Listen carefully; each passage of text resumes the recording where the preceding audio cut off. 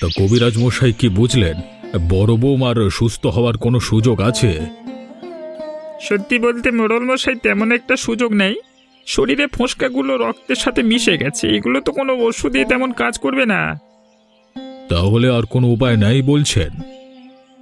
আমার কাছে এর কোনো চিকিৎসা নেই।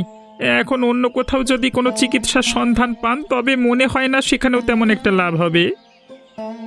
লাভই যদি না হবে তাহলে পয়সা করে খরচ করে আর কি করব? আর থাক এভাবেই, যতদিন বেঁচে থাকে থাকুক। কিন্তু একটা সমস্যা আছে যে মোড়ল মশাই। সমস্যা?